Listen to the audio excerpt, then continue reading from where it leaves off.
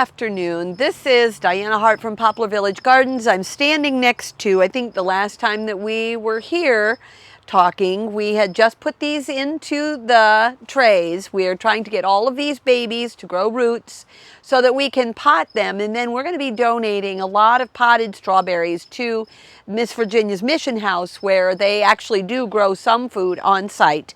And I'm going to offer them some strawberry plants because we obviously have an abundance of them and we're running out of places to keep them.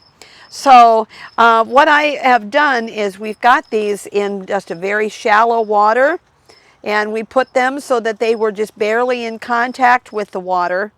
And you can see that the root systems are already starting to develop. So these strawberries are well on their way to being ready to go into pots to be donated. So today was also our October volunteer work day, and today we worked on removing some invasives and kind of getting those under control so that when we come out here to plant in the spring, we are going to have some nice open pathways and our growing spaces are going to be ready and unencumbered by invasive plants. I'm just going to come around here and check on the keyhole garden. I'm looking at this, and while I'm pulling the weeds, I'm also looking at these really nice pea plants that we stuck in here. And we've got some Swiss chard in this space right here too. So we are going to have some crops this fall. Those are both cold weather plants. And we will have some crop this fall. I think that, you know, if we still have pollinators out and about, we'll have peas. If we don't have pollinators out and about, we will have pea shoots, and they are yummy. Now in this bed, I came over to check everything out.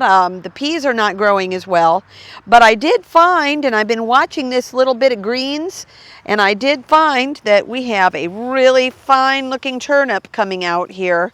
This will be ready for our donation to the food bank when we do that on Wednesday. As Wednesday is donation day, and we're really still holding out to make sure that we have something to donate in as we get into this fall season.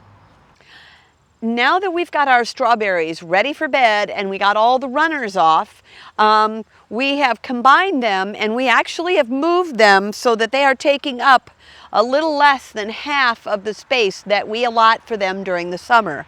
This is so that all of the plants that are here, they will be able to conserve heat by staying close together during the winter, and then we can move them apart once things start to warm up in the spring. I'm standing next to this raised bed where we have the cold frame installed, and I've opened up the windows to the cold frame over the last couple of days because we were expected to have some nice warm weather, and I wanted to make sure that the plants got the full benefit of that and didn't get overly hot. Now in this bed we have beets planted, and you can find them if you look down in the straw. You can find them. There are little beets down in the straw. Let's see if we can find them right in here. There we go. There are some beets. We kind of scattered these, so there may be a few that are a little close together, but they are starting to come up, and they are a cold weather crop. So with the help of the cold frame, we should be able to grow these beets to maturity and have them ready for the food bank probably in a month or two. Part of what we did today when we were out taking care of the invasives is we were checking in with the mounds, trying to figure out if there was anything else that was remaining, and we did find some really nice beans. A lot of the beans that I planted out by the corn were still growing, and they were growing on pretty much everything, including some of the invasive trees and stuff that we had. So we removed all of the vines. A lot of the beans are too mature that they wouldn't be as tasty to eat, but they'll be great for seed, or you can shell them and eat the shelled beans, and those will also make a nice meal.